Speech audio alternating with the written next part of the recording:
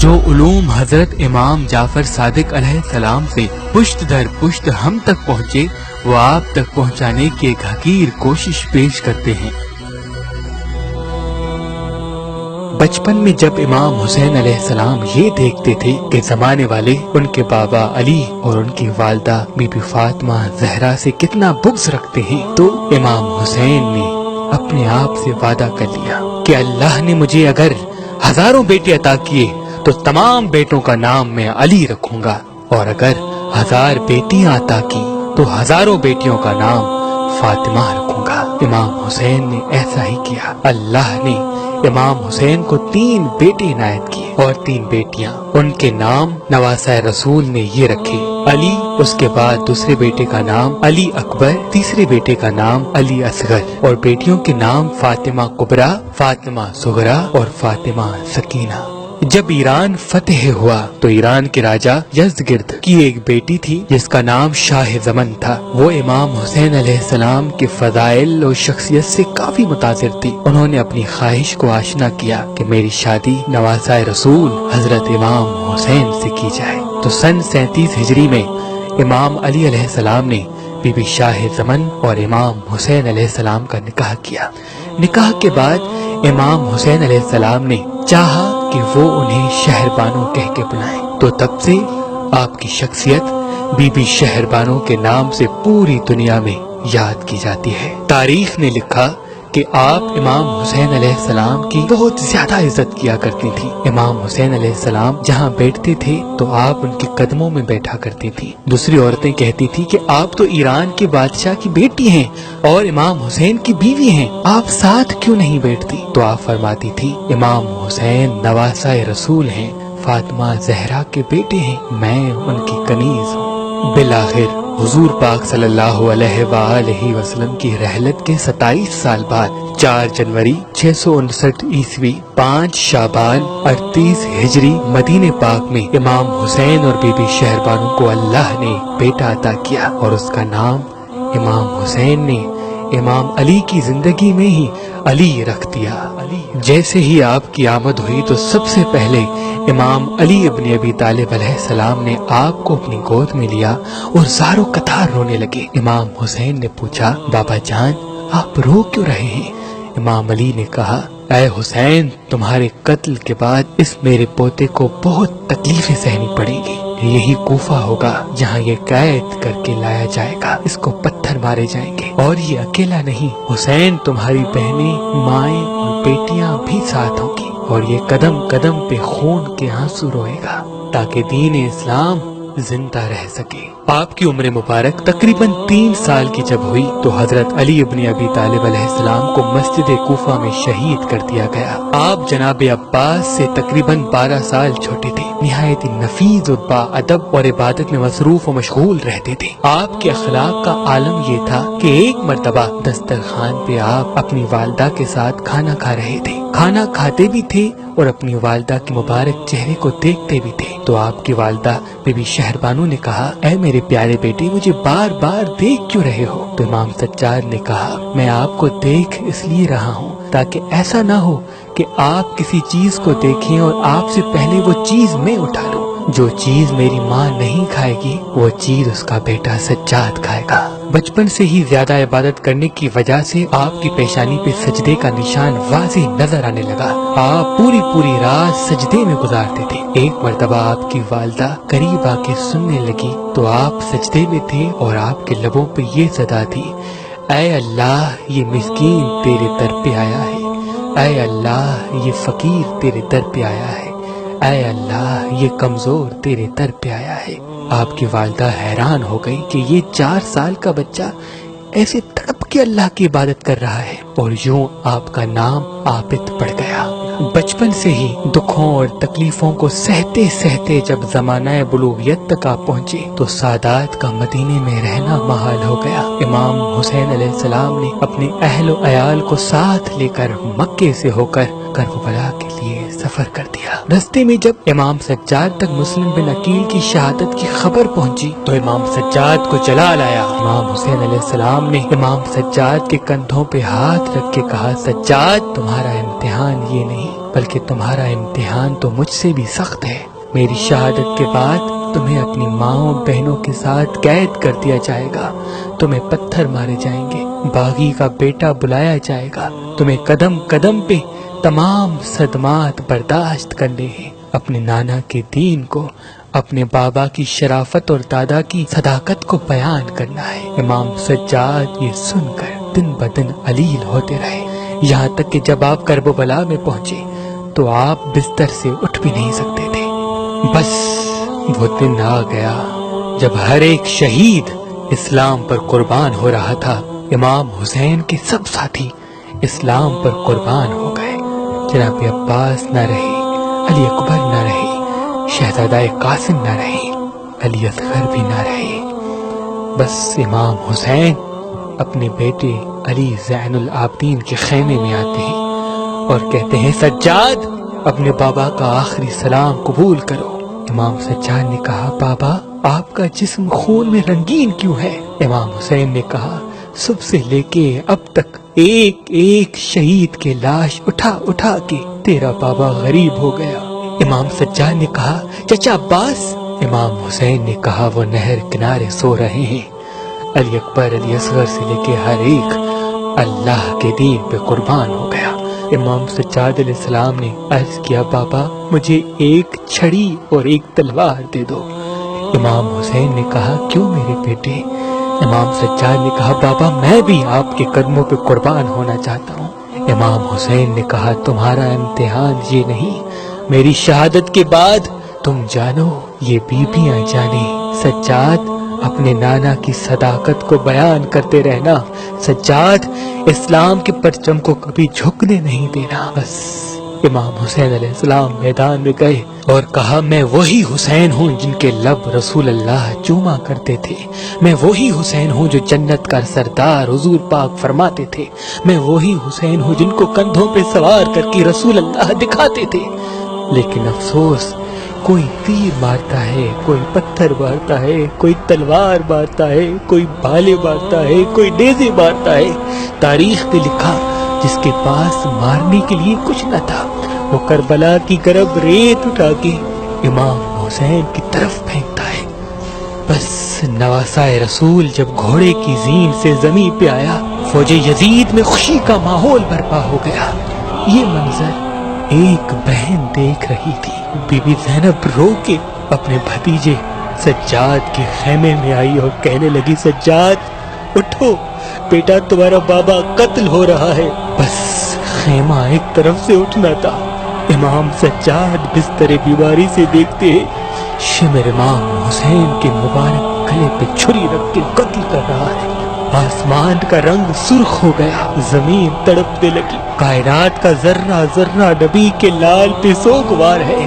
امام سجاد نے جب یہ منظر دیکھا تو کہیں قیامت نہ آ جائے، فوراً سجدہ شکر میں گئے اور اللہ کی نعمتوں کا شکر کیا کہ اے اللہ تیرا شکر ہے تو نے زمین پیدا کی، اے اللہ تیرا شکر ہے تو نے آسمان پیدا کیا، اے اللہ تیرا شکر ہے تو نے محمد و آل محمد کو سرخرو کیا، اے اللہ تیرا شکر ہے تو نے ہمیں اس عظیم امتحان کے لیے چنا۔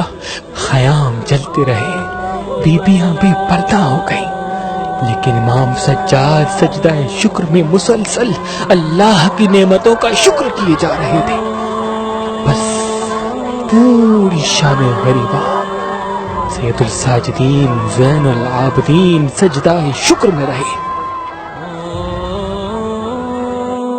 صبح تازیانہ لے کے شمر آتا ہے اور تازیانوں کے ساتھ امام سجاد کو سجدے سے اٹھاتا ہے اور کہتا ہے یہ زنجیریں پہن لو، یزید کا حکم آیا ہے کہ تمہیں اور تمہاری بہنوں پھپھیوں کو قید کر کے شام لے کے جانا ہے۔ اور بس نبی کی بیٹیوں کو بے پردہ کر کے قیدی بنا کے کوفہ اور شام کی طرف لے جایا گیا۔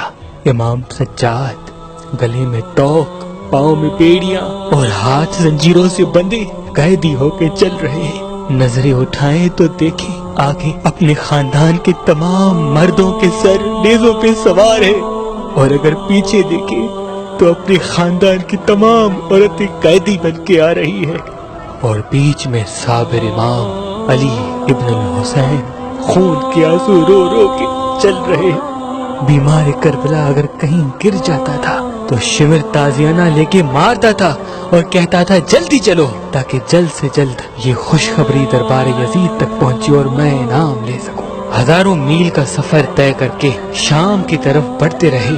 اونٹوں کے اوپر اماریاں نہیں تھی اور اسی وجہ سے مختلف جگہوں پہ رسول اللہ کے خاندان کے جو چھوٹے چھوٹے بچے تھے وہ گرتے گئے۔ تاریخ نے لکھا 64 بچے یا اس سے بھی زیادہ۔ جو بچہ گرتا تھا وہ اونٹوں اور گھوڑوں کی ٹاپوں کے بیچ میں مر جاتا تھا۔ بس یہ تکلیفیں سہ سہ کے جب آل رسول شام تک پہنچے تو یزید نے کہا محمد کے گھرانے کو ٹھہرائے رکھو، میں اپنا دربار سجا لوں، میں اپنا شہر شام سجا لوں۔ آل رسول کو پتا ہونا چاہیے کہ میں کتنا بڑا بادشاہ ہوں۔ پورے شہر کو سجایا گیا۔ 3 دن تک رسول کی بیٹیوں کو شہر کے باہر ٹھہرایا گیا۔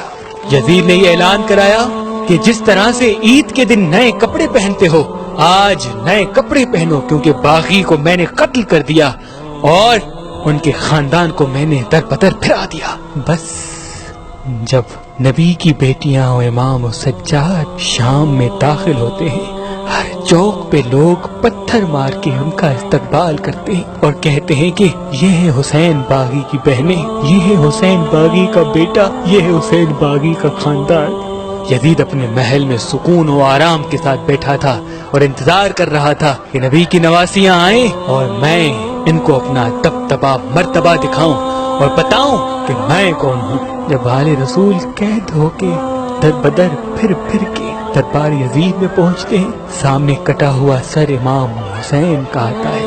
یزید ہاتھ میں چھڑی لے کے امام حسین کے مبارک لبوں پہ پھیرتا ہے اور کہتا ہے کہ اے حسین دیکھ، میں نے بدر و احد کا کس طرح سے بدلہ لے لیا۔ کاش آج میرے دادا پر دادا زندہ ہوتے، ان کو میں بتاتا کہ میں نے محمد اور اس کے خاندان کا کیا سلوک کر دیا، کتنی عزت اللہ نے مجھے نوازی ہے، کتنی طاقت مجھے اللہ نے نوازی ہے، کتنا مرتبہ مجھے اللہ نے دیا ہے۔ بس یہ کہنا تھا تو امام سجاد نے کہا اے دولت کے نشے میں اپنی آنکھوں کو بند کرنے والے بادشاہ، مجھے بھی موقع دے تاکہ میں بھی اپنا تعارف کراؤں۔ لوگوں نے کہا یزید یہ بیمار کانپ رہا ہے، یہ تمہارے سامنے کیا کہے گا، اسے بھی کہو اپنے بارے میں بتائے۔ تو بس امام سجاد کہتے ہیں میں وہ بیٹا ہوں جس کے باپ کو بے جرم و خطا 3 دن کا پیاسا رکھا گیا، میں وہ بیٹا ہوں جس کے باپ کے سر سے امامہ اتار کے ان کا سر میری آنکھوں کے سامنے کاٹا گیا، میں وہ بیٹا ہوں جس کے باپ کے کپڑے اتار کر اس کی لاش پہ گھوڑوں کو دوڑایا گیا، میں وہ بیٹا ہوں جس کی پھوپھیوں کو بہنوں کو بے پردہ کر کے پھرایا گیا۔ بس ان الفاظ میں اتنا درد تھا کہ درباری سارے رونے لگے۔ یزید کے مشیر نے کہا کہ اگر سجاد زیادہ خطبہ دے گا تو دربار کا رنگ تبدیل ہو جائے گا، اس خطبے کو بند کرانے کے لیے اذانیں دو تاکہ سجاد خاموش ہو جائے۔ بس جیسے ہی اذان کا آنا تھا، اشہد ان لا الہ الا اللہ کی صداؤں کا گونجنا تھا، امام سجاد نے کہا بتاؤ یہ دین کس نے دیا، تمہارے نانا نے یا میرے نانا نے؟ بتاؤ یہ لا الہ الا اللہ کس نے بتایا، تمہارے نانا نے یا میرے نانا نے؟ بس جب اذان دینے والا محمد رسول اللہ تک پہنچا تو امام سجاد رو کے کہنے لگے جو محمد اللہ کا رسول ہے یہ انہی کی بیٹیاں ہے جو قیدی ہو کے تیرے دربار میں آئی ہے، جو محمد اللہ کا رسول ہے اسی کا خون میرے رگوں میں بہتا ہے۔ بس یہ سننا تھا۔ دربار میں بغاوت ہو گئی، سب یزید کو عجیب نگاہوں سے دیکھنے لگے۔ یزید نے فوراً حکم دیا کہ ان کو قید کر دو اور آل نبی کو قید کر دیا گیا۔ تاریخ نے لکھا تقریباً 2 سال 6 ماہ تک یزید نے آل رسول کو قید کیا ہوا تھا۔ جب بغاوت حد سے زیادہ بڑھنے لگی تو یزید کے مشیروں نے یزید کو کہا کہ جو تمہیں کرنا تھا تم کر چکے، اب آل رسول کو قید کرا کے لوگوں کی نفرت اپنے لیے زیادہ کیوں بنا رہے ہو؟ بس ان بیویوں کو آزاد کر دو تاکہ جو لوگ تم سے نفرت کر رہے ہیں ان کا غصہ کچھ ٹھنڈا ہو سکے۔ رسول اللہ کی بیٹیوں کو امام سجاد کے ساتھ رہا کر دیا۔ امام سجاد علیہ السلام شہداء کے سر لے کے پہلے کربلا گئے اور کربلا کے شہیدوں کے سر کو تدفین کیا اور پھر مدینے کی طرف رواں ہوئے۔ سب سے پہلے اپنے نانا رسول اللہ کے روضے پہ آئے اور بی بی زینب اور امام سجاد زارو قطار رونے لگے۔ ہر ایک حال اپنے نانا کو بتایا کہ کس طرح وہ بازار گئے، کس طرح امام حسین شہید ہوئے۔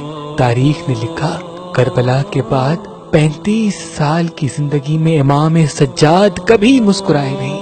جب بھی کھانا آتا تھا کھانا دیکھ کے روتے تھے، پانی آتا تھا پانی دیکھ کے روتے تھے، کوئی بازار جاتا تھا امام تب بھی روتے تھے، اگر بازار کا نام آتا تھا امام تب بھی روتے تھے، اور اپنے آپ کو عبادت میں مصروف و مشغول کر دیا۔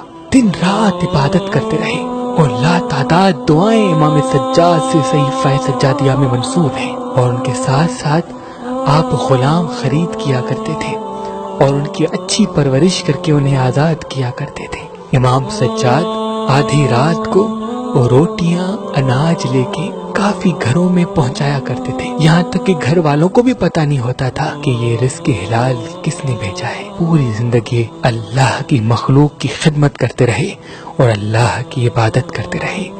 بالآخر ولید ابن عبد الملک نے آپ کو زہر دیا اور آپ دار الفنا سے دار البقا کی طرف کوچ کر گئے۔ جب آپ کا مبارک جنازہ گھر سے نکلا تو امام محمد باقر علیہ السلام زاروں قطار ہونے لگے۔ لوگوں نے کہا اے نواسہ رسول، شہادت تو آپ کا ورثہ ہے، اتنا گریہ کر رہے ہیں۔ تو امام محمد باقر نے کہا میں اپنے بابا کی شہادت پہ نہیں بلکہ اس بات پہ رو رہا ہوں کہ یہ محمد و آل محمد کے گھر کا پہلا جنازہ ہے جو اتنی شان سے نکلا ہے۔ رسول اللہ کے جنازے پہ لوگ ہی نہیں تھے۔ میرے دادا علی اور دادی فاطمہ کا جنازہ رات کی تاریکی میں اٹھایا گیا۔ دادا حسن کے جنازے پہ تیروں کی بارش ہوئی تو میرے دادا حسین کا تو جنازہ ہی نہیں ہوا۔ آج پہلی مرتبہ محمد کے گھرانے کا جنازہ اتنی شان سے اٹھا ہے، اور آپ کے بیٹے امام محمد باقر نے 25 محرم 95 ہجری کو امام حسن علیہ السلام کے پہلو میں آپ کو تدفین کر دیا۔ سلام ہو زین العابدین سید الساجدین امام علی ابن الحسین پر، علی ابن الحسین پر، علی ابن الحسین۔